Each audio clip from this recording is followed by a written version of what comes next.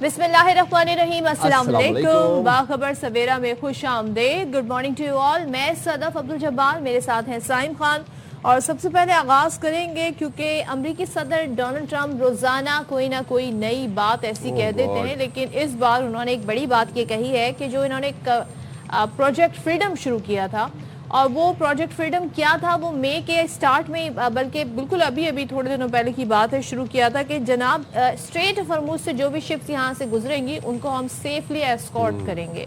तो ये उनका एक प्रोजेक्ट था, यानी कि हम जिसे चाहेंगे वो यहाँ से जाएगा, वरना तो हम, जैसे कि उन्होंने ईरान की शिप भी रोक ली थी। लेकिन डोनाल्ड ट्रंप ने अब प्रोजेक्ट फ्रीडम आर्जी तौर पर, यानी कि टेम्परेरीली उसको पॉज कर दिया है, उसको रोकने का ऐलान किया है, और हम इसी के साथ देख रहे हैं। फिर जाहिर है जब डोनाल्ड ट्रंप कोई भी स्टेप लेते हैं, कोई भी एक्शन लेते हैं, तो उसका असर फिर आलमी मंडी पर भी होता हुआ देखते हैं। तो खाम तेल की कीमतों में सुना है जी कमी आ गई है because of this step. Yes, fast decrease देखा गया है खाम तेल की कमी में। और देखिए दूसरी बात ये है कि यूएस गैस प्राइसेस लेकिन इंक्रीज किए हैं bye 50% since start of the war. ये एक अलग से खबर है। बट ईरान का यही मौक़िफ़ था कि जो ईरान का जो ब्लॉकेड है उसके ऊपर जो अमरीकी ब्लॉकेड है वो ईरान को कबूल नहीं था, और ईरान बारहा ये बात कह चुका था कि ये सीज फायर की खिलाफ वर्जी समझा जाएगा। बट ट्रंप ने उसको एक नाम दिया प्रॉपर, ऑपरेशन फ्रीडम के नाम से। एपिक फ्यूरी वो एक ऑलरेडी चल ही रहा था, लेकिन अब उन्होंने कहा कि ऑपरेशन फ्रीडम है। में तो 2 दफा सीज फायर हो गया है ना, वो एपिक फेलियर हो गया आई गेस वो। अब लेकिन ये है कि इससे ये अंदाजा होता है कि बाकायदा तौर पर अब मामलात जो हैं वो हल की तरफ जा रहे हैं, वरना तो एक जारहाना स्टेप ईरान कह रहा था कि ये है, और जब तक ये ब्लॉकेट ख़त्म नहीं करेंगे, हो सकता है आने वाले दिनों में ब्लॉकेट पर भी बात होना शुरू हो जाए। लेकिन ये जो आर्जी तौर पर इन्होंने एक प्रोजेक्ट शुरू किया था, ये लग रहा था कि इधर से ईरान की मनमानी, इधर से अमेरिका की मनमानी जारी है। अमेरिकी सदर डोनाल्ड ट्रंप बहरहाल ये दावा ज़रूर कर रहे हैं कि ईरान के पास अब कोई चांस नहीं है। ईरानी नेवी के तमाम जहाज़ों को डुबो दिया है। कहा ईरान के पास एटम बॉम्ब होता तो आज हम यहाँ ना होते, मशरिक़ वस्ता इसराइल ख़त्म हो जाते। अब सोचें, अमेरिकी सदर जो कह रहे थे कि Iran is just a few weeks far away from making a nuclear bomb, अब वो ये कह रहे हैं जनाब कि वो उनके पास होता तो आज हम यहाँ ना होते, मशरिक़ वस्ता इसराइल सब ख़त्म हो जाते। ईरान को एटमी हथियार रखने की बहरहाल हम इजाज़त नहीं देंगे। B-2 बम्बार तैयारे ना भेजते तो ईरान 2 हफ्तों में एटमी ताकत बन जाता। वही बात जो मैं आपसे अभी कुछ लम्हे पहले कह तो ये डोनाल्ड ट्रंप का एक मिजाज है, वो रेपुटेशन भी करते हैं और वो कुछ भी कह सकते हैं, वो अनप्रेडिक्टेबल बातें भी करते हैं। ये हमने देख लिया एक पूरा 1-1.5 महीने के अंदर। अमेरिकी सदर ट्रंप ने कहा ईरान और अमेरिका ने मुश्तरका तौर पर इस पर इत्तफाक किया है, और इत्तफाक किस चीज़ पर किया है कि अमेरिकी सदर डोनाल्ड ट्रंप का प्रोजेक्ट फ्रीडम आर्जी तौर पर रोकने का ऐलान, जैसे भी सदर ने भी आपको बताया। और ट्रंप ने कहा कि ईरान और अमेरिका ने मुश्तरका तौर पर इस पर इत्तफाक किया है। पाकिस्तान और दीगर ममालिक की दरख्वास्त पर फैसला किया गया है। ईरान के खिलाफ जंग में नुमायां अस्करी कामयाबियां हासिल की हैं। ईरान के साथ जामे और हतमी मुआहिदे की जानिब बड़ी पेशरफ्त हुई है। प्रोजेक्ट फ्रीडम आर्जी रोका ताकि देखा जा सके कि हतमी मुआहिदे पर दस्तखत हो सकते हैं या नहीं, और इस दौरान हॉर्मुज़ में अमरीकी नाकाबंदी मुकम्मल तौर पर नाफिजुल अमल रहेगी। Very interesting development to be honest, अगर हम मुआहिदे की तरफ बात करने की तरफ हवाले से बात करें। लेकिन अमरीकी सदर ने एक बार फिर याद दिलाया, कहते हैं कि कहा गया है कि ट्रंप अमन के नोबेल इनाम के हकदार नहीं हैं। मैंने पाकिस्तान, भारत समेत 8 जंगों को रोका है।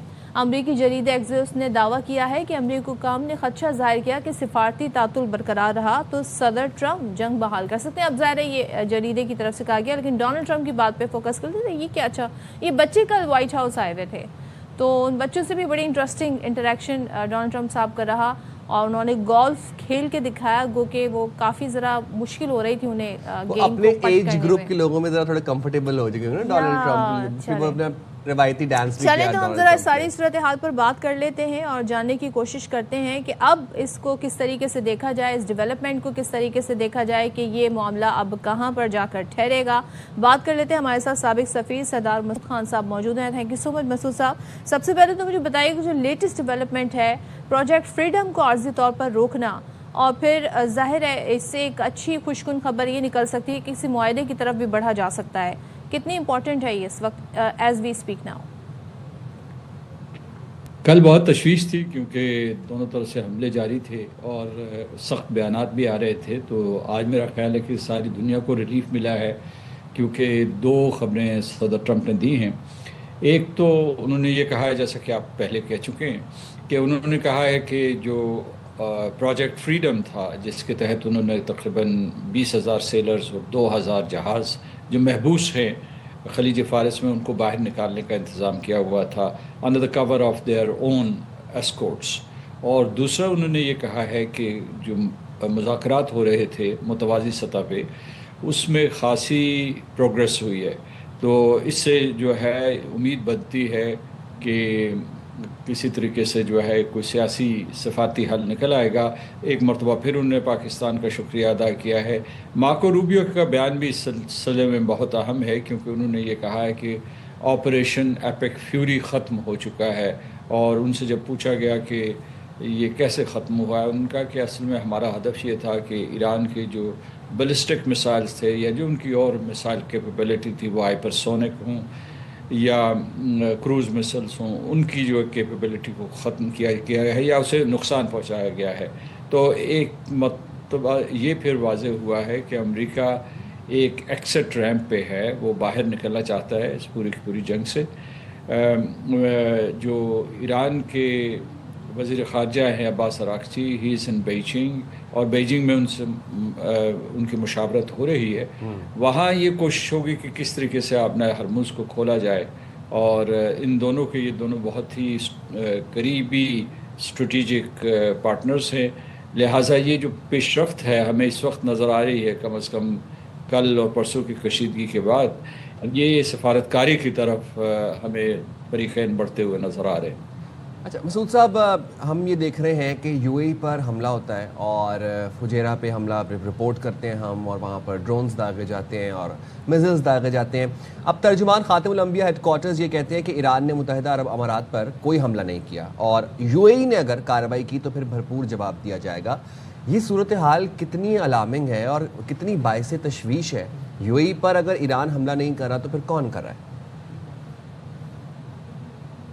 اس سلسلے میں کیا سرائی نہیں کرنی چاہیے، لیکن ہمارا شک شبہ یہ ہے کہ اگر ایران نے دو ٹوک انداز میں یہ انکار کر دیا ہے کہ انہوں نے نہ میسائل اٹیک کیے ہیں، نہ ڈرون اٹیک کیا، نہ فجیرہ کی آئل فیسلٹی کے اوپر انہوں نے اٹیک کیا ہے، اور یہ ان کی جو خبر رساں ایجنسیاں ہیں وہ بھی کہہ رہی ہیں، پاسداران انقلاب نے بھی اس کی وضاحت کی ہے، جیسے کہ آپ نے کہا خاتم الانبیاء ہیڈ کوارٹرز نے بھی ڈینائی کیا ہے. تو شبہ جو ہے وہ اسرائیل کی طرف جاتا ہے. وہ اس قسم کی جو ہے وارز پہلے سے بھی کرتے رہے ہیں، کیونکہ ان کی یہ خواہش ہوگی کہ کسی طریقے سے یو اے ای اور ایران آپس میں متصادم ہو جائیں.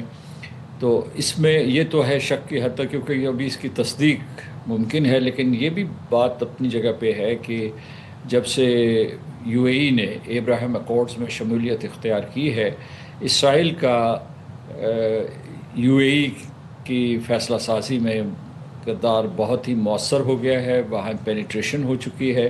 تو وہ تقریباً ایک حلیف کے طور پر ایک دوسرے کے ساتھ مل کر کام کر رہے ہیں. یہ جب حالیہ جنگ ہوئی ہے تو اس میں جو خلیجی ریاستیں ہیں ساری کی ساری، اس میں اگر اس کو منفی کر دیں یو اے ای کو، تو وہ سارے کے سارے ان کا ایک نقطہ نظر تھا اور یو اے ای کا دوسرا تھا. تو یہ ایک بہت بڑا خطرہ ہے اگر جو ہے یو اے ای الگ ہو کر جی سی سی سے، گلف کوآپریشن کونسل سے الگ ہو کر فیصلے کرتا ہے، تو یہ بہت تشویش کا باعث ہے. اچھا مسعود صاحب، ایک چیز میں آپ سے جاننا چاہتی ہوں، کیونکہ ہم یہاں پر بیانات کے ہی تناظر میں اس وقت سچویشنز کو دیکھ رہے ہیں. ڈونلڈ ٹرمپ صاحب یہ بھی فرماتے ہیں کہ اگر ایران کے پاس ایٹم بم ہوتا تو آج ہم یہاں نہ ہوتے، مشرق وسطی اسرائیل ختم ہو جاتے. پھر آپ نے مارکو روبیو کے بیان کا بھی حوالہ دیا، جس سے اندازہ ایسا ہو رہا ہے جیسے ایپک فیوری جو ہے وہ اب ختم ہو گیا، آپریشن کا نام جسے دے رہے تھے، گو کہ وہ جنگ تھی. ایرانی صدر مسعود پزشکیان نے سوشل میڈیا پر بڑا امپورٹنٹ بیان دیا ہے، اور وہ ٹرمپ صاحب کے لیے اور دنیا کے لیے کہتے ہیں جی ایران مذاکرات میں چاہتا تھا کہ عالمی قوانین کے تحت اس کا ایٹمی پروگرام جاری رہے، عوام کے حقوق کا احترام کیا جائے، ایرانی قوم پر اعتماد کیا جائے، دھمکیوں سے بات نہیں ہوگی. تو ایک طرف تو ہم یہ دیکھ رہے ہیں ایران ایک طریقے سے ایڈمنٹ ہے کہ جو ہمارے پوائنٹس ہیں ہمیں فار دیگر پرپز ہمیں یہ انریچ یورینیم جو ہے اس کی ضرورت ہے. آپ کو لگتا ہے کہ ایران کے جو تمام تر مطالبات ہیں جس میں تھوڑی بہت فلیکسیبلٹی بھی ہم نے دیکھا تھا پچھلے دنوں آئی ہے، اس کو مان لیا جائے گا آگے آنے والے دنوں میں؟ وائٹ ہاؤس سے کچھ ایسے سگنلز مل رہے ہیں آپ کو ان کی گفتگو کو دیکھتے ہوئے؟ اگر آپ دیکھیں غیر جانبداری سے تو میرا خیال ہے کہ ایران کا یہ حق بنتا ہے کہ وہ افزودگی جاری رکھے اور ایک خاص سطح پہ جاری رکھے. 3.6% یا 4% یہ کافی ہے اس کے سویلین پرپسز کے لیے، جس میں بالخصوص جو ہے توانائی انرجی جو ہے پاور جنریشن کے لیے، یا زراعت میں جو اس کے استعمالات ہیں، یا میڈیکل فیلڈز میں جو بھی ان کے استعمالات ہیں، تو اس کے لیے یہ اس کا حق بنتا ہے. اور ویسے بھی جو ہے NPT کا رکن ہے، نیوکلیئر نان پرولیفریشن ٹریٹی کا، تو یہ اس کا حق مسلمہ ہے. اور دوسری طرف یہ ہے کہ لیکن اس کے ساتھ ساتھ یہ بھی اپنی جگہ پہ حقیقت ہے کہ انہوں نے افزودگی بہت بڑھا دی تھی، کوئی 60% کے قریب کر دی تھی، جس کے بعد وہ بڑی آسانی سے نیوکلیئر اسلحہ حاصل کر سکتے تھے. ابھی تک انہوں نے کہا ہے کہ انہوں نے حاصل نہیں کیا. امریکہ کا خیال یہ ہے، اور اسرائیل جو ہے وہ سمجھتے ہیں کہ وہ نیوکلیئر ہتھیار بنا سکتا ہے، اور چند ہفتوں میں بنا سکتا تھا. کم از کم ان کی انٹیلیجنس رپورٹس یہ تھی، اسرائیل کی نہیں، امریکہ کی نہیں، اسرائیل کی یہ انٹیلیجنس رپورٹ تھی. کیونکہ امریکہ کی تلسی گیبرڈ جو ہے، انہوں نے جو ٹیسٹمنی دی تھی اس میں انہوں نے کہا تھا کہ وہ کوئی نیوکلیئر ہتھیار نہیں حاصل کر رہا. نیتن یاہو تو کوئی 20-30 سال سے یہی کہتے ہیں جی کچھ ہی ٹائم ہے بس بنا لیں گے. وہ تو ان کی ایک بڑا کلپ وائرل بھی ہوا ہے، آئی تھنک کسی CNN یا کسی چینل نے کمپائل کیا تھا کہ کتنی دفعہ اس نیتن یاہو یہ بات کہہ چکے ہیں ایران کے حوالے سے. جی، اور دوسری یہ ہے کہ جو دنیا نے سبق سیکھا ہے، یوکرین نے جب اپنا نیوکلیئر اسلحہ سرنڈر کیا، اور اسی طریقے سے جو لیبیا نے اپنی نیوکلیئر استعداد سرنڈر کی، تو اس کے بعد جو ہے ان کو مسمار کر دیا گیا. یا مطلب ہے یوکرین کے اوپر حملہ ہوا اور اس روس کی طرف سے حملہ ہوا. اگر ان کے پاس جوہری اسلحہ ہوتا تو ان کے اوپر کوئی حملہ نہ کرتا، یعنی خاص طور سے روس. اور اسی طریقے سے لیبیا جو ہے اس میں جو خانہ جنگی ہوئی، جو اس کے نیٹو کی طرف سے اس کا حملہ ہوا، اس کی وجہ یہ تھی کہ وہ نیوکلیئر کیپیبلٹی کو سرنڈر کر چکے تھے. تو اس لیے ایران جو اپنے آپ کو غیر محفوظ محسوس کرتا ہے، کیونکہ اس کی اور امریکہ کی دشمنی ہے، اس کی اور اسرائیل کی دشمنی ہے، لہٰذا وہ اسے ایک دفاعی ہتھیار کے طور پر استعمال کرنا چاہتے تھے. ان کی طرف سے سگنل یہ تھا کہ اگر آپ ہمارے اوپر حملہ کریں گے تو ہم نیوکلیئر اسلحہ بھی بنا سکتے ہیں. وہ راستہ انہوں نے اختیار نہیں کیا جو نارتھ کوریا نے کیا تھا. نارتھ کوریا نے نیوکلیئر نان پرولیفریشن ٹریٹی سے علیحدگی اختیار کی، اور اس کے بعد انہوں نے اپنا نہ صرف مسائل کیپیبلٹی، انٹرکانٹیننٹل بیلسٹک میسائلز بنائے، ساتھ ساتھ انہوں نے نیوکلیئر اسلحہ بھی بنا دیا. ان کے پاس مطلب بڑی تعداد میں نیوکلیئر وار ہیڈز موجود ہیں. تو یہ ایران کے لیے ایک مخمصہ ہے، اور ان کی ایک دفاعی فصیل بھی ہے، یہ جو ان کی 60% تک انریچڈ یورینیم ہے. اچھا مسعود صاحب، جب ہم بات کر رہے ہیں کہ ایران کے پاس جو 60% تک انریچڈ یورینیم ہے اور اس کو سرنڈر کرنا ہے، اور اب سرنڈر کا پروسیس کیا ہوگا، کون سی کنٹری جو ہے وہ اس کی ٹیک کیئر کرے گی جو 450 کلو انریچڈ یورینیم ہے، جبکہ ٹرمپ یہ کہتے ہیں کہ چین کے ساتھ لڑنے کے بجائے بہتر تعلقات رکھنا زیادہ سود مند ہے، اور ٹرمپ کا دورہ چین بھی is just around the corner. ایسے حالات میں ایرانی وزیر خارجہ عباس اراغچی آلریڈی چین کے دورے پر ہے. یہ ڈائنامک کتنا امپورٹنٹ ہے، اور پھر جو اسٹیکنگ پوائنٹ ہے 450 کلو یورینیم کا، وہ کیسے سالو ہوگا؟ اس کا ایک آسان حل یہ ہے کہ ایران وہ پورے کا پورا ذخیرہ اسٹاک پائل جو ہے وہ روس کے حوالے کر دے. روس کے صدر پوٹن نے یہ کہا ہے کہ وہ یہ اسٹاک پائلز لینے کے لیے تیار ہیں. ان کی حکومت کا ترجمان پیسکوف نے بھی یہ اس بات کی تصدیق کی تھی کہ روس لینے کے لیے تیار ہے. لیکن ویسے جو ہے پبلک سٹیٹمنٹ کے ذریعے ایران نے انکار کر دیا تھا کہ وہ کسی کو بھی نہیں دیں گے. اور ظاہر ہے کہ ایران میں بھی جو ہے جو خاص طور سے جن کو کہا جاتا ہے کہ جو کنسرویٹوز ہیں، جو ہارڈ لائنرز ہیں، انہوں نے انکار کر دیا تھا. اور امریکہ کو تو دینے کا سوال ہی پیدا نہیں ہوتا. لہٰذا یہ میں سمجھتا ہوں کہ اس کے بارے میں ایران کو لچک دکھانی ہوگی. ویسے اس کی نظیر موجود ہے، دا پریسیڈنٹ از دیئر. وہ لاسٹ ٹائم جب 2015 میں joint comprehensive plan of action ہوا تھا، تو ایران نے جو اپنے ذخائر تھے، یہ اسٹاک پائل جو تھے، وہ نہ صرف روس کو دیے تھے بلکہ مغربی ممالک کو بھی دیے تھے، اور وہ کسی ایک خاص قیمت کے اوپر ان کو دیتے تھے تاکہ وہ جو ہے ان کو ڈاؤن بلینڈ کر سکے اور اسے نیوکلیئر فیول میں استعمال کر سکیں، تو نیوکلیئر فیول میں کنورٹ کر کے استعمال کر سکیں۔ تو اس لیے یہ ہے کہ اس کے کئی ممکنات موجود ہیں، صرف یہ ہے کہ اس میں ایران کی آمادگی ہوگی یا نہیں ہوگی، یہ سب سے بڑا سوال ہے۔ یہ ایک بڑا سوال ہے جو ظاہر حل طلب ہے، اور اس حوالے سے بات بھی مزید دیکھتے ہیں آگے آنے والے دنوں میں کیا ہوتی ہے۔ تھینک یو سو مچ سردار صاحب، بہت شکریہ آپ کا اس ساری صورتحال پر بات کرنے کے لیے۔ اور آپ کو یاد دلائیں، یہ منتھ مئی کا منتھ 1 سال ہونے والا ہے مارکہ حق بنیان مرصوص کو، اور اس حوالے سے ہم دیکھ رہے ہیں باقاعدہ طور پر پاکستان کی جو کامیابیوں کا ایک سفر شروع ہوا، الحمدللہ وہ جاری ہے۔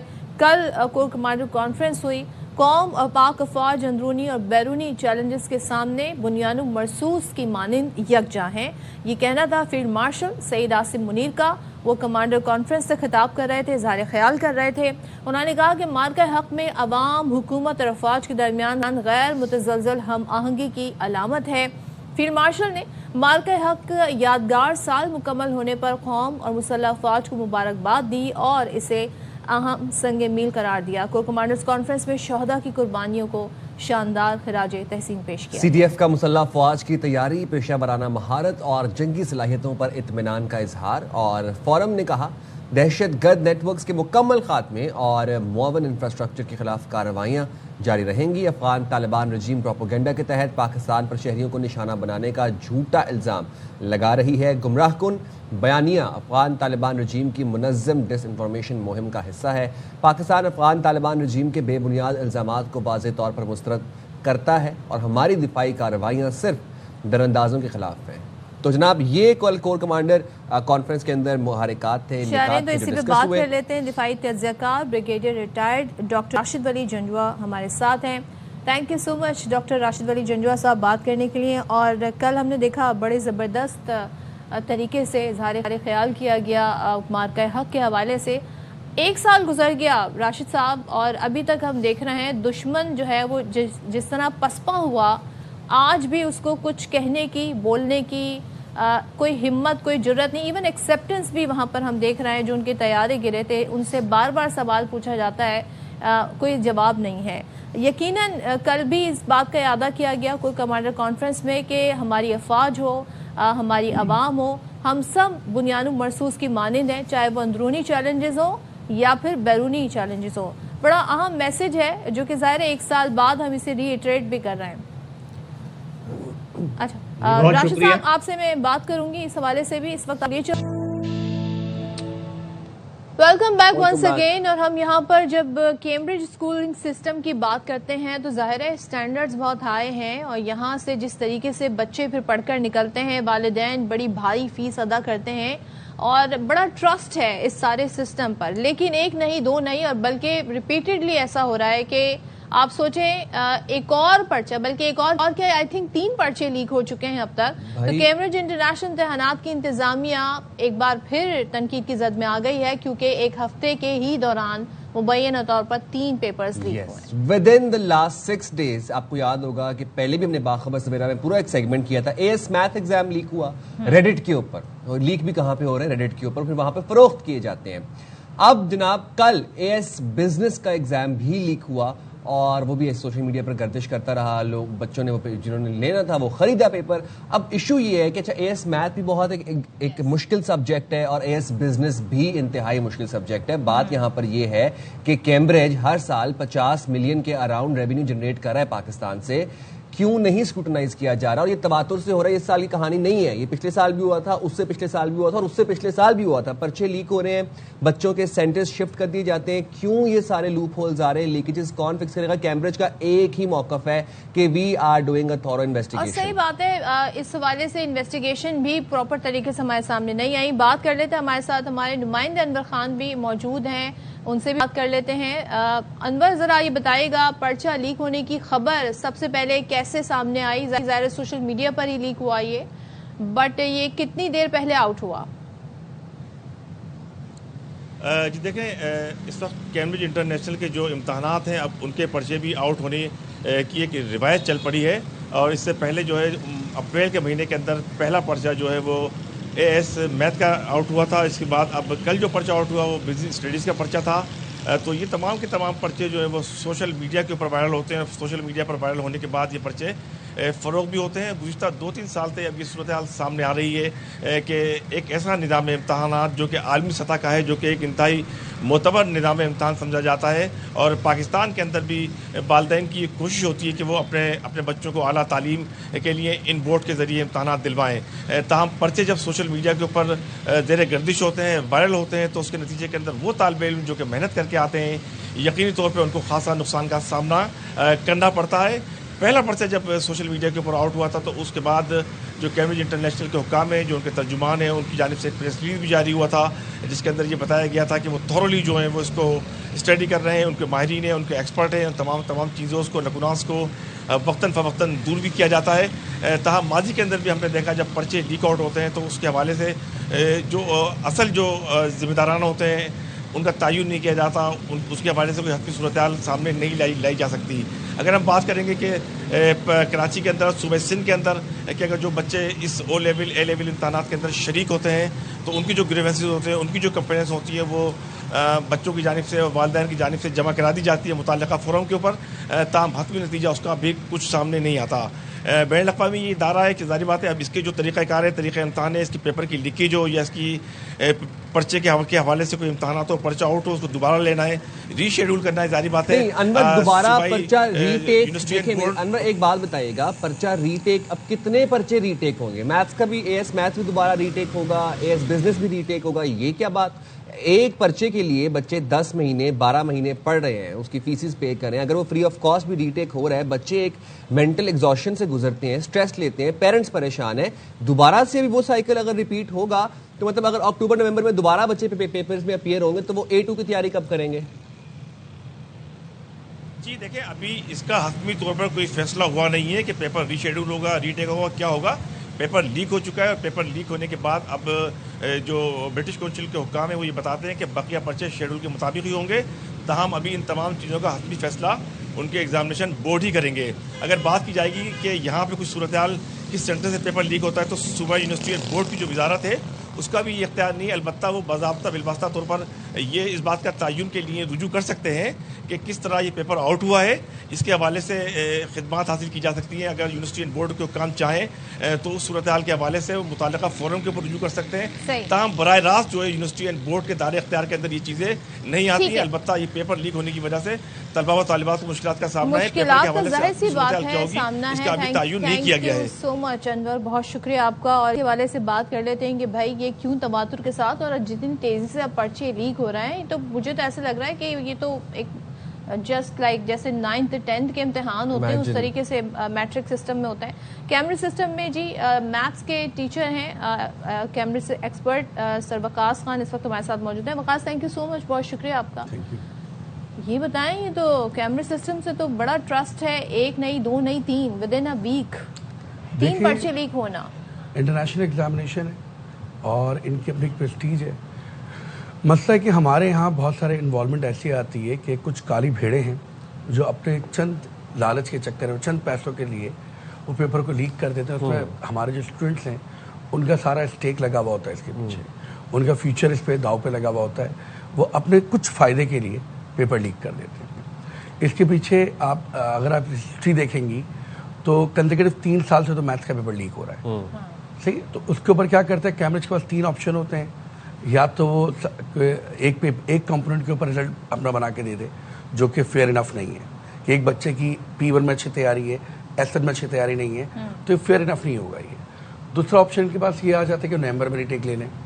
اس سے سب سے زیادہ ڈسٹرب وہ بچہ ہوتا ہے جو A2 دے رہا ہے اور جس نے تیاری کی تھی. اب وہ A2 کے دوران جب وہ بریک لے گا تو اس کا A2 بہت زیادہ ڈسٹرب ہو جائے گا، اور A2 بہت محنت لیتا ہے. جو گیپ وہ لے گا اس کا A2 پورا ڈسٹرب ہوگا. پھر تیسرا آپشن کیمبرج آپ کو کیا دیتا ہے کہ ہم آپ کو ایکسپیکٹڈ گریڈ دیتے ہیں. اب اس میں وہ بچہ جو کسی کالج سے اپیئر نہیں ہوا وہ بشارہ مارا جاتا ہے، اب وہ نومبر کے چکر میں بیٹھا رہے گا. چوتھا آپشن کیمبرج آپ کو کیا دے سکتے ہیں، ہم جون میں ری ٹیک لے لیتے ہیں، آپ کا دوبارہ سے ری ایگزام لے لیتے ہیں. लेकिन अगेन बच्चे इस प्रेशर से गुजरे हुए होते हैं, वो फिर से इस होप पे होते हैं कि अब हमारे एग्जाम खत्म होंगे, अब हमारा इस ट्यूशन सारी होगा। एक्सरसाइज को करने की जरूरत ही क्या है? इन 4 ऑप्शंस की तरफ जाने की नौबत ही ना आए। अगर सिस्टम जो है उस पर लोगों का ट्रस्ट भी है तो ये पर्चे लीक ही ना हो। ये आप काली भेड़ों की बात कर रहे हैं, तो ये तो 3 साल से तबादुर से आपने खुद भी कहा ना हो रहा है। तो इन्वेस्टिगेशन होके इसका कोई सद्देबाब क्यों नहीं होता? कोई इसके हवाले से बताया नहीं जाता कौन है जी, क्यों कौन ऐसे कर रहा है? देखिए, इस पर पहले भी इन्वेस्टिगेशन हुई है और जो लोग इसमें इन्वॉल्व थे वो सामने नहीं आए। अब ये सिस्टम का फेलियर समझें या इनका लैक ऑफ इंटरेस्ट समझें आप, कि इसे सीरियस इशू नहीं ले रहे। कंसेक्यूटिव एक चीज़ होती है कि एरर, एक मिस्टेक, कंसेक्यूटिव 3 साल से सेम चीज़ होना इज नॉट अ मिस्टेक। बच्चों का फ्यूचर स्टेक पे लगा हुआ है इस पर। हमारी मेहनत होती है, पूरे सारा मेहनत करते हैं, बच्चा मेहनत करके तैयारी करता है, माँ बाप पैसे खर्च करते हैं कि इंटरनेशनल एग्ज़ाम हम दिलवा रहे हैं। अब उसके अंदर भी पेपर लीक हो जाना तो हमारे पास सवाली निशान रह जाता है कि हम किस पे ट्रस्ट करेंगे। और आज तक आइडेंटिफाई नहीं कर बताया उन्होंने कि कौन लोग इसमें इन्वॉल्व थे। अच्छा, मैं अपने नाजरीन को यहाँ पर एक बात बताता चलूँ कि हमने तर्जुमान कैम्ब्रिज उज़मा यूसुफ साहिबा को बारहा उनसे कांटेक्ट करने की कोशिश की। जब एएस मैथ का पेपर लीक हुआ था तब शी गेव नो रिस्पॉन्स। आज फिर हमारे प्रोग्राम के बाखबर सवेरा के एग्जीक्यूटिव प्रोड्यूसर ने उज़मा साहिबा के साथ रब्ता करने की कोशिश की। She hung up the call and she then texted कि Cambridge is going through a thorough investigation और जो ऑफिशियल स्टेटमेंट आएगी वो आपके सामने आ जाएगी। हम आफ्टर एग्जामिनेशन हम ड्यूरिंग एग्जामिनेशन कोई बात नहीं करेंगे। तो सारा जो मामला हुआ है पेपर लीक तो ड्यूरिंग एग्जामिनेशन ही हुआ है। बच्चे परेशान है, पेरेंट्स परेशान है, अनसर्टेन सिचुएशन है, तो जवाब भी ड्यूरिंग एग्जाम देना चाहिए या फिर एग्जाम्स खत्म होने के बाद। ये वाली थ्योरी भी समझ नहीं आ रही कि क्यों जवाब दिया जाएगा। ऑल्सो जब क्वेश्चन पेपर आता है उसके ऊपर बार कोड होता है, उसके ऊपर आपके सेंटर नंबर लिखा होता है, उसके ऊपर और बहुत सी डिटेल्स होती हैं। क्यों आइडेंटिफाई नहीं किया जा रहा कि किस जगह से लीक हो रहा है एग्जाम? देखिए, ये तो इनकी इन्वेस्टिगेशन टीम जो है वो इसे बारह कर सकती है कहाँ से लीक हुआ है, क्योंकि पूरा इनका एक चैनल होगा, डिस्ट्रीब्यूशन चैनल होगा, प्रिंटिंग चैनल होगा, वहीं से लीक हो सकता है। अच्छा। कैम्ब्रिज इटसेल्फ अपनी प्रेस्टीज खराब नहीं करेगा, एक इतना बड़ा इंस्टीट्यूशन है। दूसरी बात देखिए, इस पूरे लीक होने में बच्चा बहुत डिस्टर्ब हो गया हमारा। आपकी फैमिली हमारी फैमिली सब प्लान करते हैं, सब इवेंट्स प्लान करते हैं कि आफ्टर एग्जाम हम फ्री हो रहे हैं, अपने इवेंट्स अपने रखेंगे हम। अब जिन्होंने प्लानिंग की हुई है, किसी ने बाहर जाना, अपना फॉरेन ट्रिप प्लान किया हुआ है, किसी ने शादी प्लान हुई है, सब डिस्टर्ब है। अगर आप आफ्टर एग्जाम भी अब लेंगे उनके साथ प्लान तो डिस्टर्ब हो गए। और ड्यूरिंग एग्जाम सोल्यूशन सिर्फ यही है कि अपने सिस्टम को स्ट्रिक्ट करेंगे, मॉनिटरिंग अपनी स्ट्रॉन्ग करें कि पेपर कहाँ से लीक हुआ इस चीज़ को आइडेंटिफाई करें, जो लूप होल्स हैं उस पर काम करें, लूप होल्स पे काम करें। Thank you very much Waqas साहब, आपने प्रोग्राम के लिए वक्त निकाला। और ये अभी सोच रहा था कि जब हमने एग्जाम्स दिए थे कैम्ब्रिज के तो कोई तसव्वुर नहीं कर सकता था, वहमो गुमान भी नहीं था तभी कैम्ब्रिज का पेपर भी लीक हो सकता है। लेकिन पिछले 3 सालों के अंदर ये तवातुर से लीक हो रहा है और कैम्ब्रिज इसके ऊपर अभी तक 3 सालों में ये प्रोग्रेस है कि इस हफ्ते फिर दोबारा से इस हफ्ते में 2 दफा पेपर लीक हो गया, वो भी मुश्किल वाले पेपर, एएस मैथ्स और as business. I think lack of interest, मैं तो इसे यही कहूंगी, क्योंकि जाहिर है अब आई डोंट नो इसका ये सोल्यूशन क्या निकालेंगे। पिछले कोई इन्वेस्टिगेशन के रिजल्ट हमारे सामने नहीं आए हैं। काली भेड़े जी, काली भेड़े कह के बहुत सारे इश्यूज दबा लिए जाते हैं, बट बच्चों का, वालिदैन का ट्रस्ट जो है वो, इस पर एतमाद जो है वो खत्म हो जा रहा है। साख कैम्ब्रिज सिस्टम की खुद अपनी खराब हो रही है। Cambridge better stop taking Pakistani kids for granted. Pakistani students का फ्यूचर इतना फॉर ग्रांटेड ना लिया जाए। इन बच्चों के करियर्स की बात है, हमारे बच्चों के मुस्तकबिल की बात है। ये ऐसे नहीं है कि अब ये पेपर लीक हुए जाए, क्योंकि आपको पता है थ्रेश होल्ड के ऊपर ग्रेडिंग सिस्टम होता है कैम्ब्रिज का। तो जिन बच्चों के पास एग्जाम आ गया होगा, जिन्होंने खरीद लिया होगा, उनका वो अब ग्रेड का तयन करेंगे, और जिनके पास बेचारों के पास नहीं आया, वो मेहनत से पढ़ के गए हुए हैं, वो बेचारे पिसे जाएंगे। We'll keep following it and we'll let you know the updates. हम जाएंगे छोटी सी ब्रेक पे, हाजिर होंगे ब्रेक के बाद। Stay there with us.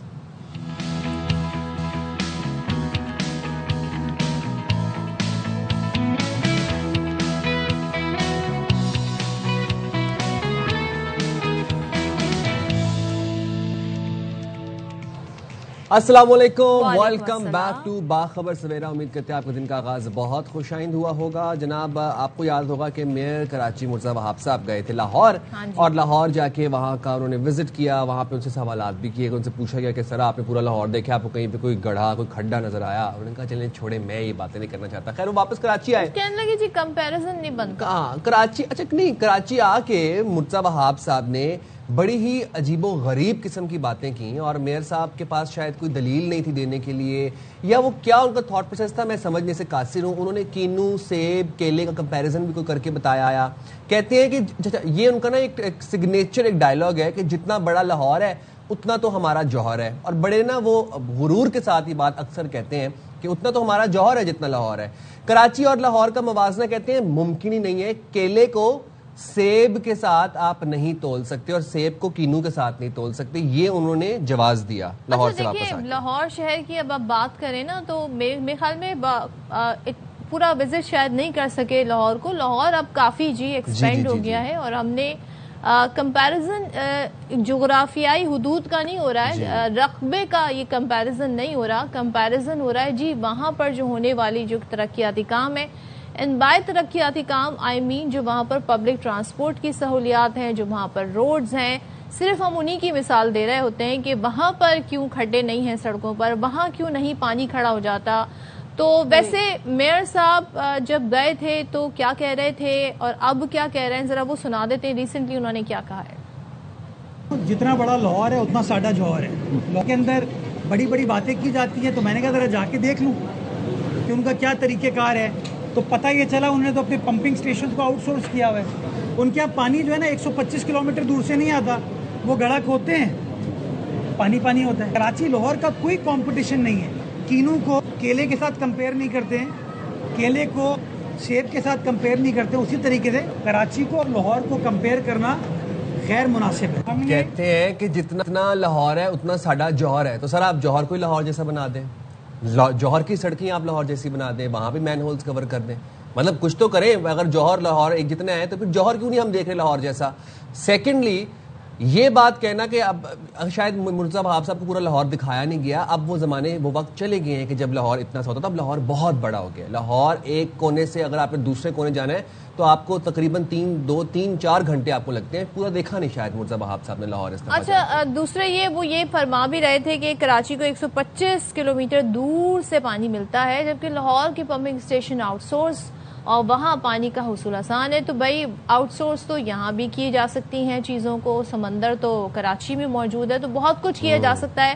مزید وہ یہ کہتے ہیں جی کراچی میں 77 ارب روپے R1, 2 اور 3 منصوبوں پر خرچ کیے جائیں گے. اب یہ منصوبے پھر سے آ گئے ہیں اور شہر میں مزید 26 ملین گیلن پانی کی فراہمی شروع جائے گی. مجھے وہ جو K4 منصوبہ ہے نا, بچپن سے ہم بڑے ہو گئے, اس کے کتنی بار جی اس کی لانچنگ ری لانچنگ ہوئی, مگر وہ جناب ابھی تک مکمل نہیں ہو سکا. بہرحال یہ تمام صورتحال. لیکن ہم آپ کو ذرا BRT کے حوالے سے کچھ اپڈیٹس بھی بتا دیں, کیونکہ یہ معاملہ اب عدالت میں ہے. تو کراچی میں جی کوئی ترقیاتی کام شروع ہو جائے تو مقررہ وقت میں ختم ہونے کا کوئی امکان نہیں ہوتا ہے. BRT ریڈ لائن منصوبے میں تاخیر کا معاملہ جناب سندھ ہائی کورٹ میں زیر سماعت ہے, اور یہاں عدالت نے بھی اس تاخیر پر تشویش کا اظہار کیا ہے. اور جسٹس نثار احمد بھمرو نے ریمارکس دیے کہ یونیورسٹی روڈ صفورہ تک ایسے ہی پڑا ہے. منصوبہ شروع ہونے کے فوری بعد اطراف کی سڑکیں بننی چاہیے. ایسے تو نہیں ہو سکتا کہ پوری عمر منصوبے پر کام کرنے کی ذمہ داری دے دی گئی ہو. عدالت نے کہا کہ ریڈ لائن 2 کا کانٹریکٹر کا دفتر سیل کرنے کے خلاف یہ کیس میں درخواست گزار کے وکیل کی جانب سے کہا گیا کہ بار بار ڈیزائن تبدیل ہوتا رہا. K4 کی لائن بھی ڈالی گئی.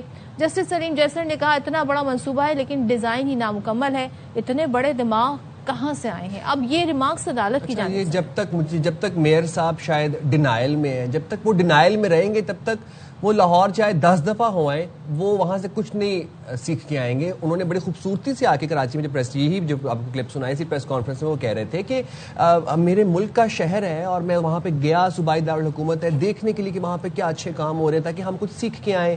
ہم دوسرے ملکوں میں بھی تو جاتے ہیں لیکن یہ تو میرے اپنے ملک کا شہر ہے. سر آپ جب تک ڈینائل میں رہیں گے, آپ جب تک یہ کیلا, کینو, سیب کا کمپیریزن کرتے رہیں گے تو کیسے کچھ سیکھیں گے. کمپیریزن نہیں ہے, کراچی کا پیرس سے کمپیریزن ہے. اب یہ بات بھی آپ نے بڑی اچھی کر دی ہے. کیوں نہیں سوچا آپ لندن سے یا جب نیو آپ یارک سے کریں. کا تھاٹ پروسیس یہی ہے کہ کراچی آلریڈی پیرس ہے, اور جب آپ بات پہ کراچی کو کمپیئر کرتے ہیں نیو یارک اور لنڈن سے تو پھر صحیح ہے. پھر تو آپ صحیح کہتے ہیں کہ لاہور اور جوہر کا پھر کمپیریزن آپ صحیح کر رہے ہیں. اور کیلا, کینو, سیب یہ بھی کچھ نیا ہی نکالا ہے میئر صاحب نے. By the way moving forward جناب, کراچی کی جب ہم بات کر ہی رہے ہیں تو کراچی اور پانی और दाबेजी बिजली पंपिंग और स्टेशन गैस। पर एक बार फिर से पानी। अब दाबेजी पंपिंग स्टेशन पर 72 इंच कतर की लाइन फटने से कराची को 10 दिन से पानी का शदीद बहरान है। 10 दिन से। अच्छा, लाइन की मुरम्मत का काम दावे के मुताबिक मुकर्रर वक्त पर नहीं हो सका, जिसकी वजह से शहर के कई इलाकों में पानी की फराहमी बंद पड़ी है और कहीं तो कतरा कतरा पानी आ रहा है।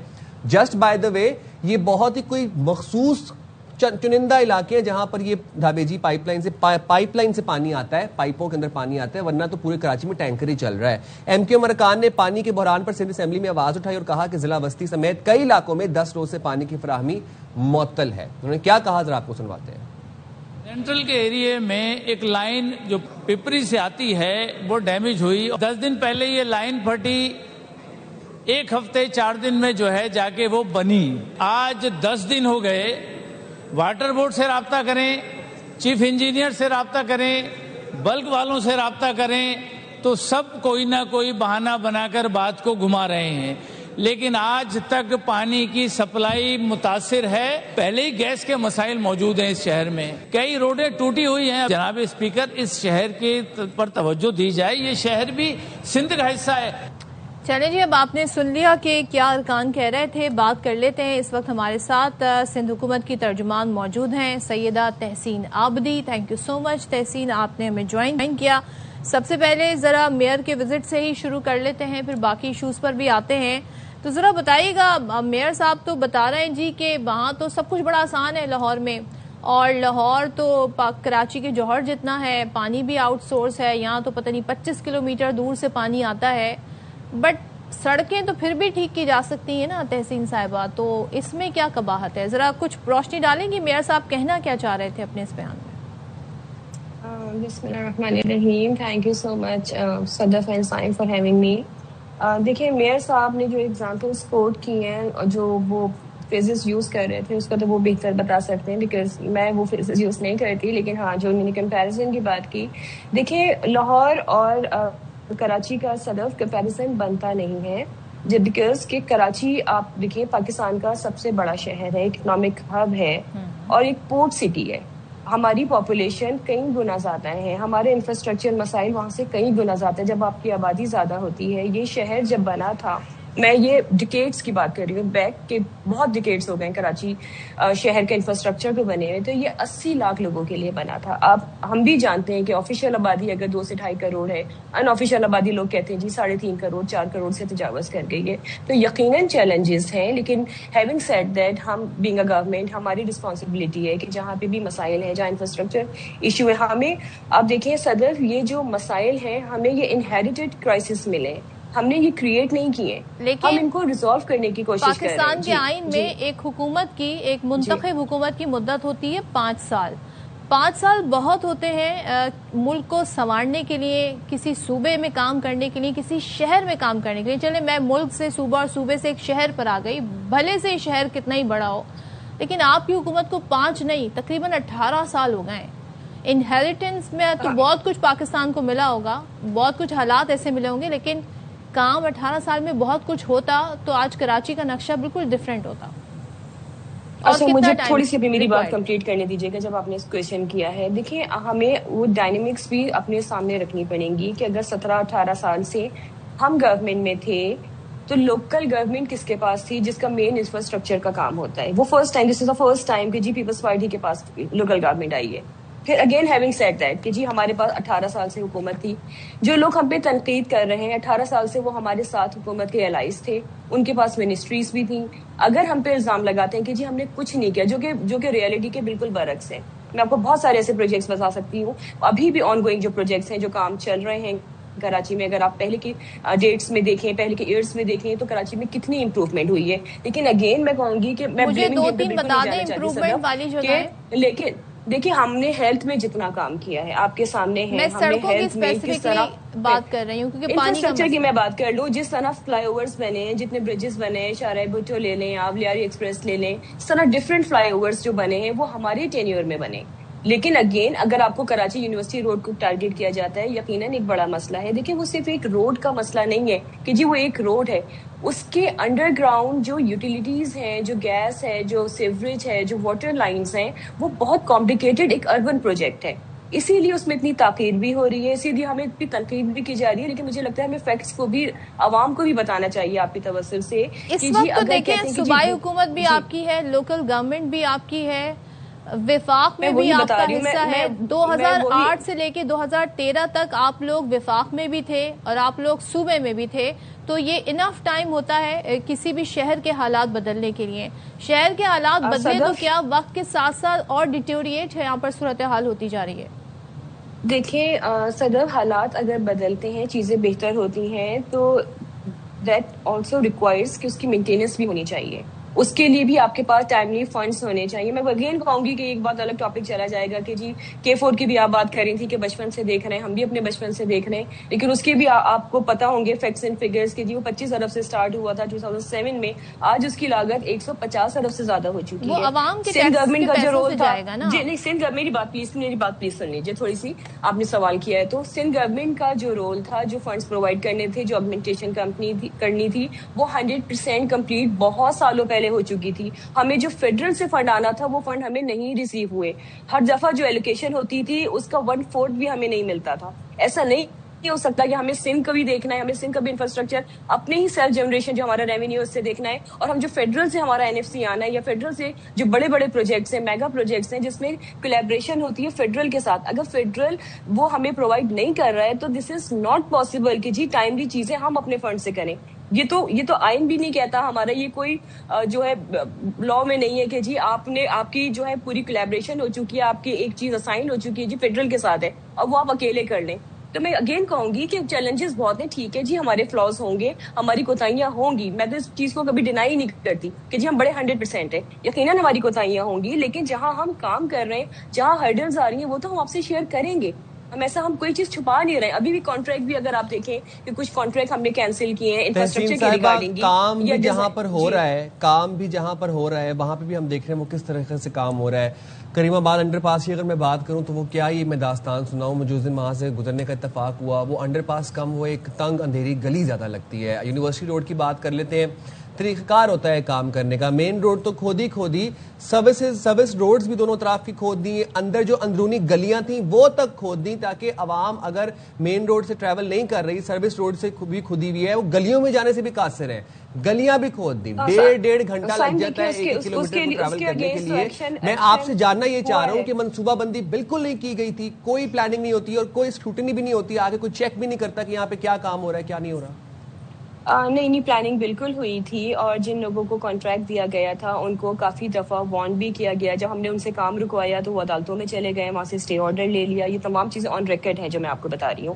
اگین ابھی بھی جب یہ کانٹریکٹ ان سے کینسل کر کے FWO کو دیا گیا, وہ اگین وہ جو ہے وہ عدالتوں میں گئے, اینڈ تھینک گاڈ کہ عدالت نے اس دفعہ ان کو اسٹے آرڈر نہیں دیا, کیونکہ انہوں نے عوام کی پریشانی کو سمجھا. مطلب سندھ حکومت بے بس ہو گئی کانٹریکٹرز کے سامنے, یہ سمجھ آئے ہم عدالتوں کے ماتحت ہیں, ہم ابو دا لا نہیں ہے, عدالتوں کے ابو نہیں ہے ہم. ہمیں عدالتوں کو بہت احترام ہے, ہمیں ان کا سننا پڑتا ہے.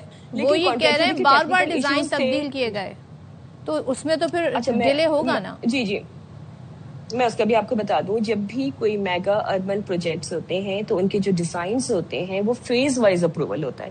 ایسا کبھی نہیں ہوتا کہ جی ایک ہی دفعہ ڈیزائن بنا دیا جائے, کیونکہ اس میں فورن فنڈنگ انوالو ہوتی ہے. آپ کو فیز وائز اپروول کرنا ہوتا ہے, اور ڈیزائن بھی اسی لیے چینج ہوتے ہیں کہ جی آگے جا کے مسائل نہ ہو. تو ان کا جسٹیفیکیشن تو بالکل ہی بنتی ہی نہیں ہے اس طرح کی, کیونکہ یہ چیزیں تو تمام لوگوں کو پتا ہے, جن لوگوں نے پڑھا ہے کانٹریکٹ, جن کو پتا ہے کہ انفراسٹرکچر پہ کس طرح اگر اربن میگا پروجیکٹس ہوں تو کس طرح کام کیا جاتا ہے. کبھی بھی ڈیزائن جو ہے وہ ون گو میں نہیں ہوتا ہے, لیکن یہ عدالتی ریمارکس ہیں تحسین کہ اتنا بڑا منصوبہ ہے لیکن ڈیزائن ہی نامکمل ہے, اور اتنے بڑے دماغ کہاں سے آئے. میں تو آپ کو ٹیکنیکل بتا رہی ہوں کہ جو بڑے پروجیکٹس ہوتے ہیں جس میں فورن فنڈنگ انوالو ہوتی ہے اسپیشلی, اس میں ڈیزائنز جو ہوتے ہیں وہ فیز وائز اپروول ہوتے ہیں, کیونکہ چینجز آتے ہیں جب آپ ایک فیز کمپلیٹ ہوتا ہے. کی لوگوں سے کہ یہ ہم بار بار کہتے ہیں, مجھے شرمندگی ہوتی ہے, میں جہاں جاتا ہوں یونیورسٹی روڈ کا پوچھا جاتا ہے, تو اگر ایکسیپٹنس, یہ تو اچھی بات ہے نا, انہوں نے ایکسیپٹنس بھی ہے, اون کر رہے ہیں. میں بھی آپ سے یہ بات کہہ رہی ہوں کہ ہو سکتا ہے کہیں کوتاہیاں ہماری بھی ہوں,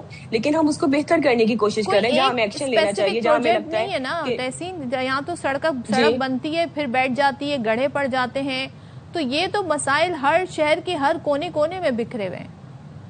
صدر دیکھیے کام تو آپ کو دیکھیں ہر جگہ ہو رہا ہے، ظاہر سی باتیں مسئلے آتے ہیں ریزالو بھی ہم ہی کرتے ہیں، جہاں پہ ہمیں کوتاہی جس کی بھی نظر آتی ہے، جو بھی کلپریٹ ہوتا ہے وہاں پہ ہم دیکھتے ہیں چیزیں ہٹا دیتے ہیں، لوگوں کو بہتر چیزیں کرنے کی کوشش کرتے ہیں. لیکن اگین میں کہوں گی کہ صدف بہت بڑا شہر ہے، بہت زیادہ چیلنجز ہیں، چیزیں مجھے پتا ہے، ہم بھی میں بھی اسی شہر میں پیدا ہوئی ہوں، یہیں پہ پلی بڑھی ہوں، ہم بھی وہی تمام راستے وہی روٹس یوز کرتے ہیں جہاں پہ جو عوام یوز کر رہے ہیں، تو ہم بھی اسی تکلیف سے گزر رہے ہیں. لیکن ہمیں نظر آ رہا ہے کہ جی ہماری ول ہے، ہم کام کرنے کی کوشش کر رہے ہیں. اور جو اب تو ٹائم فریم بھی دے دیا ہے کہ جی 3 months میں جو ہے 90 days میں کمپلیٹ ہو جائے گا. اور 90 days کے اندر بھی اگر جو آپ سائٹ روڈس کی بات کر رہی ہیں، جو کام کمپلیٹ ہوتا جائے گا وہ ٹریفک فلو کے لیے کھول دیا جائے گا. تو ریسٹ ایشور یہ سی ایم صاحب کی کمٹمنٹ ہے. تو آپ دیکھیے گا کہ چیزیں اب یہ جو پروجیکٹ ہے یہ بھی کمپلیٹ ہو جائے گا بہت جلد انشاءاللہ. So right, just to wind up the جی. کانورسیشن، یہ پھر وہی بات ہے کہ لاہور کا کمپیریزن اس لیے کیا جاتا ہے کیونکہ لاہور میں بھی گریجولی کام ہوا ہے، اور لاہور جوہر جتنا نہیں ہے، لاہور بھی بہت بڑا ہے. آپ لوگوں کے پاس بھی 18 سال تھے اور یہاں پر بھی گریجولی ایونچولی کام ہو سکتا تھا. لیکن آج بھی ہم دیکھتے ہیں کہ جو سڑکیں 7-7 8-8 سال پہلے جو کام پروجیکٹ شروع ہوئے تھے وہ آج تک جاری ہیں. اور بیسک انفراسٹرکچر کی بات ہو رہی ہے، یہاں پہ کوئی فینسی کاسمیٹک انفراسٹرکچر کی بات بھی نہیں ہم کر رہے ہیں، یہاں پہ تو بیسک سڑک کی، مین ہول کی، انڈر پاس کی، فلائی اوور کی بات کر رہے ہیں. So thank you very much تحسین صاحبہ فار ٹیکنگ ٹائم فار باخبر سویرا. اور یہ جو کیلا اور کینو اور سیب کا جو کمپیریزن تھا، اس سے نکلنا پڑے بھائی گا. آپ کیوں بار بار لاہور سے کمپیریزن کر رہے ہیں؟ پیرس سے کریں آپ کمپیریزن، پیرس سے کر لیں، پیرس سے میئر کریں، صاحب لندن سے کریں اور نیو یارک سے کریں. تو کرائم کی بات جب آئے تو نیو یارک سے کریں، اور موبائل اسنیچنگ کی بات ہو تو لندن سے کریں، انفراسٹرکچر کا پیرس سے.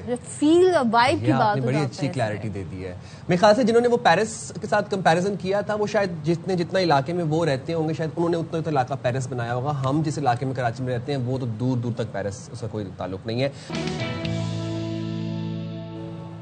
Welcome back once again. اور ذرا سیاسی میدان میں کیا ہو رہا ہے اس حوالے سے بات کر لیتے ہیں. اور ہم یہاں پر پی ٹی آئی کے حوالے سے بات کریں گے کیونکہ ان کی جو گورنمنٹ ہے کے پی میں، ایک طرف تو ہم دیکھ رہے ہیں کہ حالات جس طرح سے ہیں، بہت تنقید اپوزیشن کی جانب سے، حکومت کی جانب سے ایکچولی ہوتی رہتی ہے، اور وفاق کی جانب سے بھی اکثر و بیشتر ہم دیکھتے ہیں. خود گورنر کے پی سوال اٹھاتے ہیں امن و امان کے حوالے سے، دیگر ایشوز کے حوالے سے، گورننس کے ایشوز کے حوالے سے.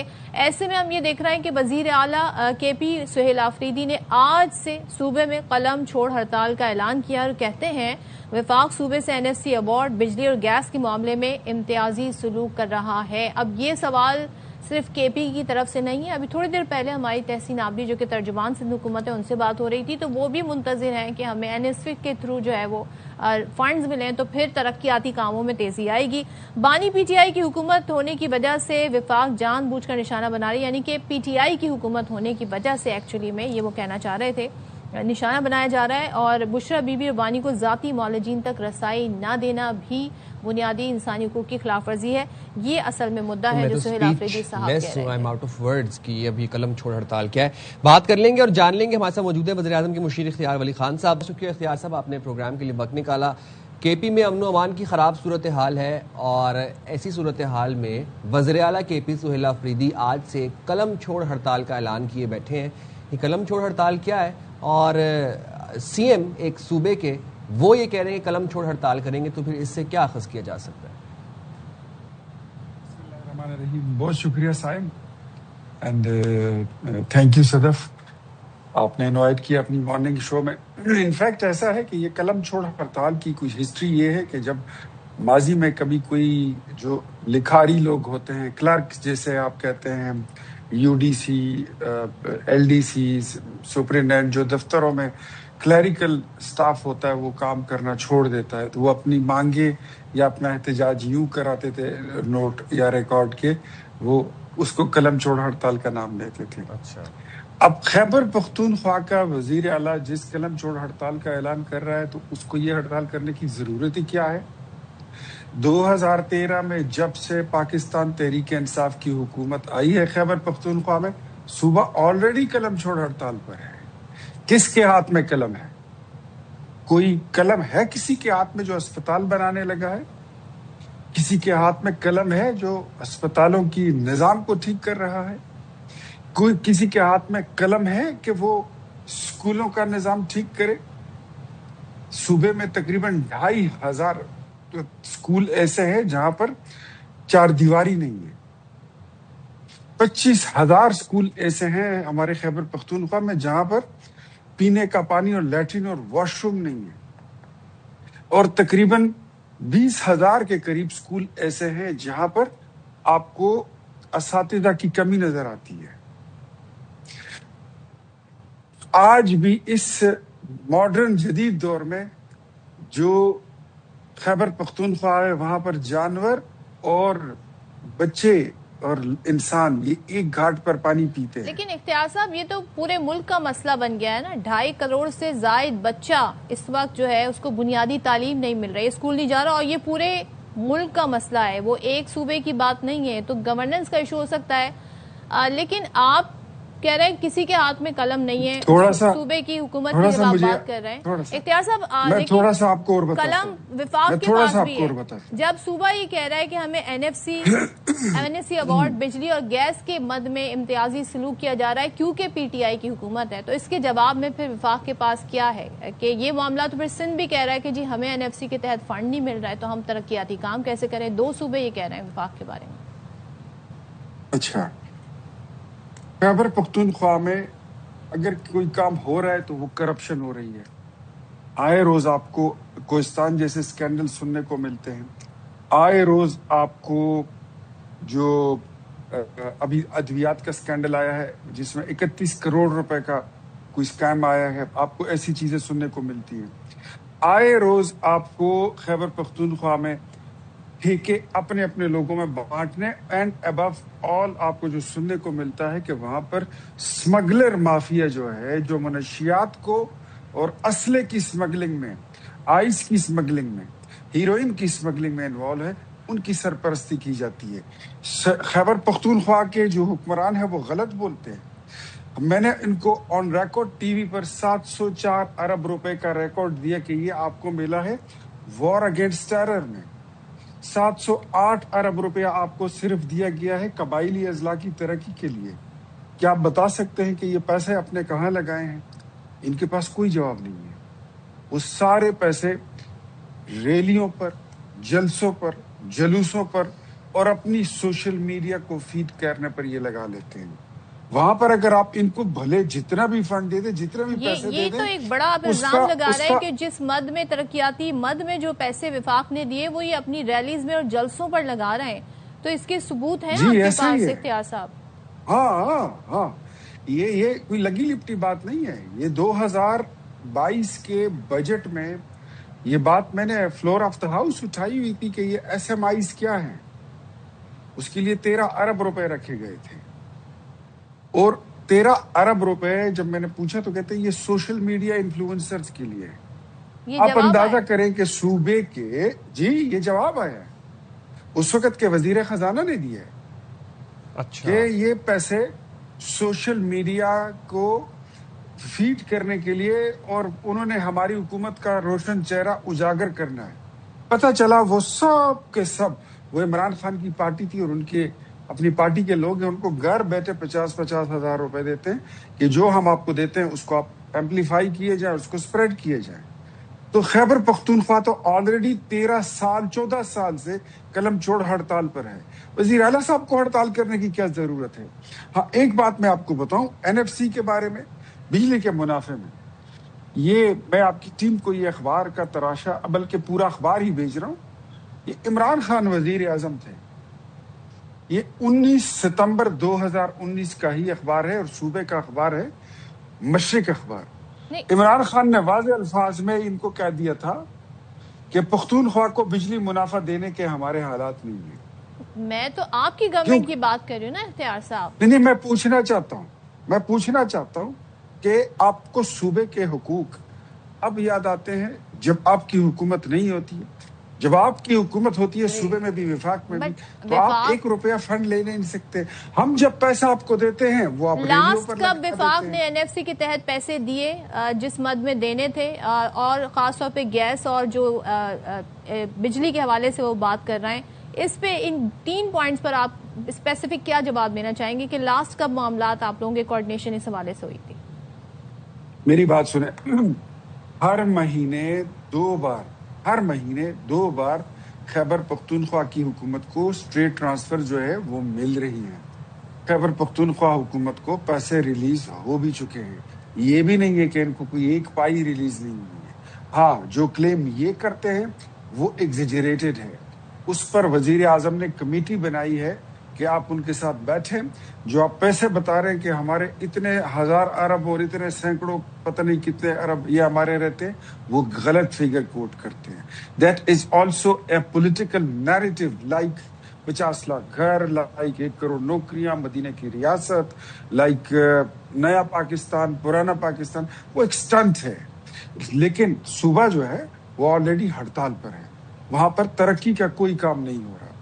खैबर पख्तूनख्वा के अजला में नया स्कूल नहीं बन रहा। यहाँ तक कि हमारी 34 यूनिवर्सिटियों में इस वक्त 20 यूनिवर्सिटियां ऐसी है जिसमें वाइस चांसलर नहीं है।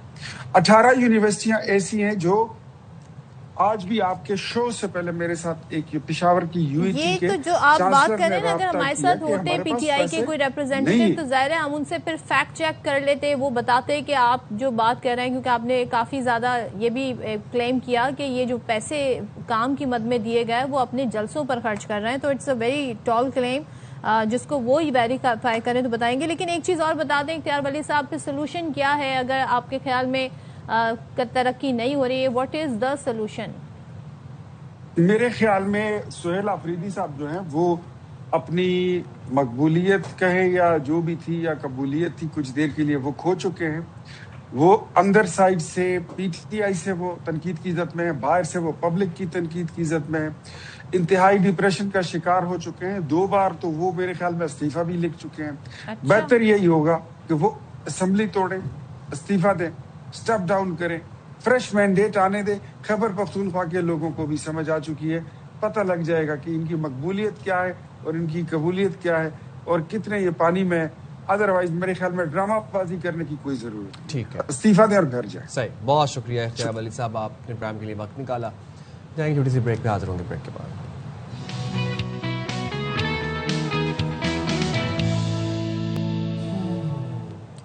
अच्छा जी, वेलकम बैक। मुल्क के मुख्तलिफ इलाके गुज़िश्ता रोज़ भी शदीद गर्मी की लपेट में रहे। खासतौर पर अगर हम सिंध के मैदानी इलाकों की बात कर लें तो सख्त गर्मी रिकॉर्ड की गई। हैदराबाद में पारा 40 डिग्री रहा, जबकि लाड़काना में 38 डिग्री रिकॉर्ड किया गया। कराची की बात करें तो कराची में समुद्री हवाएं बहाल होने से गर्मी की शिद्दत में कदरे कमी महसूस की जा रही है। समुद्री हवाएं जो मगरबी हवाएं थीं ये बंद थीं 2, 4, 5 दिनों से, कल जाके कहीं आना शुरू हुई हैं और कोई खुली हैं ये हवाएं। पारा 33 डिग्री तक पहुंचा, जिसकी शिद्दत 37 डिग्री महसूस की गई। Feels like 37। यस, अब बलूचिस्तान की बात कर लेते हैं। यहाँ पे जी तुर्बत और लसबेला में 42 डिग्री सेंटीग्रेड रिकॉर्ड किया गया। केपी के बेश से बालाई अजला में मौसम गर्म खुश, जबकि जनूबी अजला में मौसम गर्म है। पंजाब में गर्म और खुश, जबकि जनूबी अजला में शदीद गर्म रहने का और गर्द आलूद हवाएं चलने के इम्कान है। सो भाई, गर्मी की लहर के हवाले से जब हम बात करें तो इसके आपकी बॉडी पर बड़े मनफी असरात पड़ते हैं। तो जितनी हीट वेव हो, जितनी लू चले, उतनी ज़्यादा जो है ज़िंदगी का भी हम देखते हैं कि बड़ा मसला हो जाता है। परसों 10 लोग जान से चले गए और ये बिकॉज ऑफ द वेदर, तो गर्मी की वजह से। इससे बचा कैसे जाए, क्या किया जाए?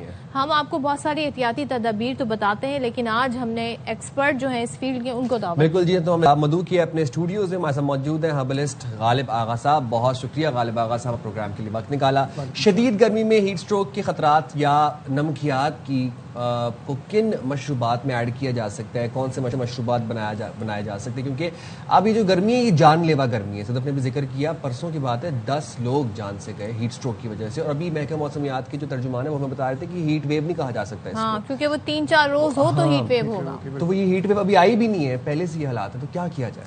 मैं हमेशा एक बात कहता हूँ कि हमारी जो सकाफ़त है वो बहुत मजबूत है।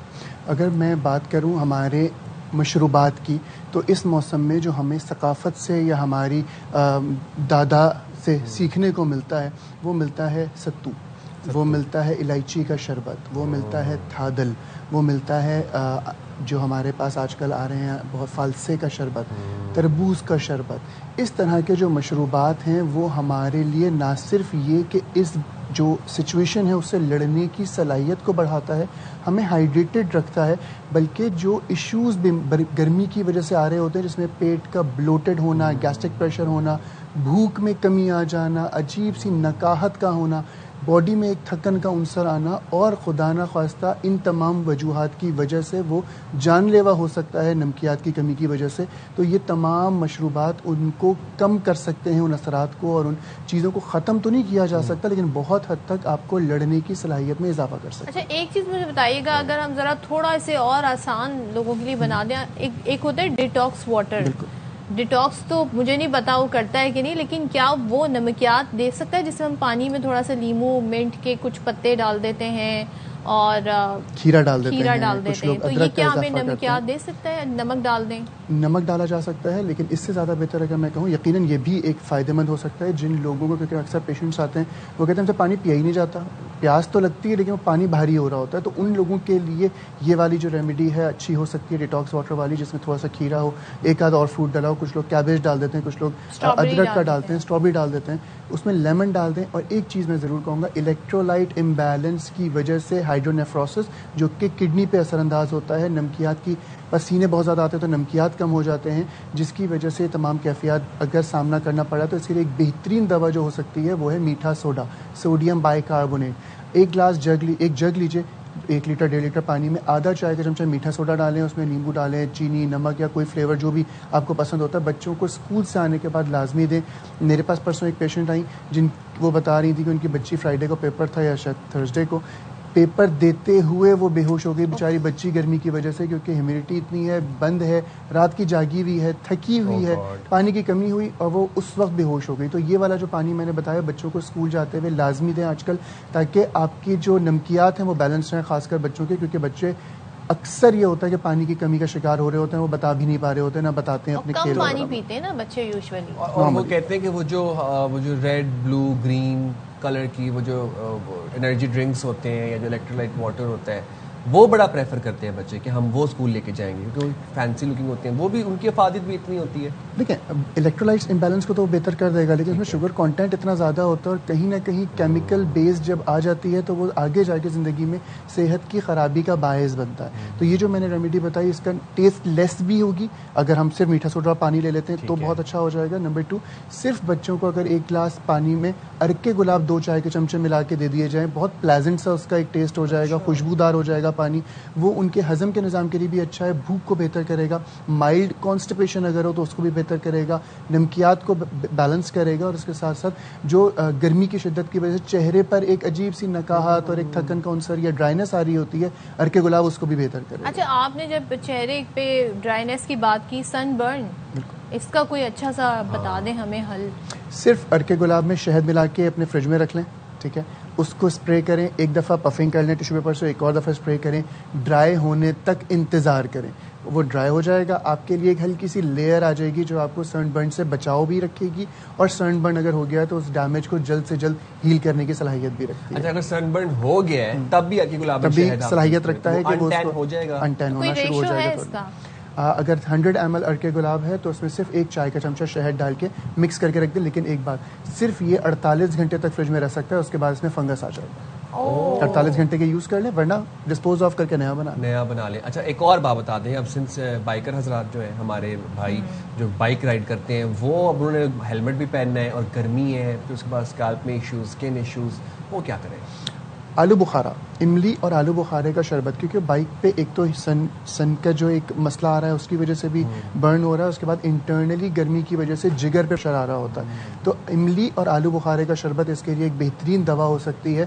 جو لوگ, جیسے ہم ثقافت کی بھی بات کریں تو پنجاب سائڈ پہ بہت زیادہ یہ چلتا ہے, اور یہ نہ صرف جگر کے افعال کے لیے بہتر ہے, بلوٹنگ کے لیے بہت اچھا ہے. گیسٹرک پریشر جو ہو رہا ہوتا ہے, پیٹ پھول رہا ہوتا ہے, جیسے میں نے ابتدا میں بھی کہا کہ لوگوں کو بھوک میں کمی آ جاتی ہے, بچوں کو بھی اور بڑوں کو بھی, املی آلو بخارے کا شربت ان کے لیے بھی بہت اچھا ہے, ہائیڈریشن کے لیے بہت اچھا ہے, اور باڈی ٹیمپریچر کو کول رکھنے کے لیے ایک بہترین دوا ہو سکتا ہے, بائکرز کے لیے بھی, اور ویسے بھی جو لوگ بہت زیادہ کام کرتے ہیں گرمی میں اور الیکٹرولائٹ تھوڑا سا ایک یہ کنفیوژن ہو جاتا ہے لوگوں کو کہ ہم کس وقت یہ جو آپ اچھے مشروبات بتا رہے ہیں کب پئیں, کھانے کے after meal, before lunch, after lunch, dinner سے پہلے, اور ایک چیز اور بتا دیں, کھانا بھی پھر لائٹ رکھیں, ہلکا پھلکا, گرمی کو دیکھتے ہیں. سب سے پہلے آپ کا جو سوال ہے اس پہ جواب دوں تو دوپہر کا ٹائم سب سے بیسٹ ہوتا ہے. جیسے میں نے بچوں کے لیے بھی کہا کہ اسکول سے آ کے یا کالج سے آ کے دے دیں, دوپہر کو 12 بجے سے 3 بجے کے درمیان بیسٹ ٹائم ہے ہائیڈریشن کو مینیج کرنے کے لیے. نمبر 2, آپ نے کہا کھانے میں لائٹ غذا ضرور لیں, جو بھی آپ کے گھر میں پکتا ہے فریش ہو, پرانا نہ ہو, اور خاص کر ہوٹلنگ میں خیال کریں.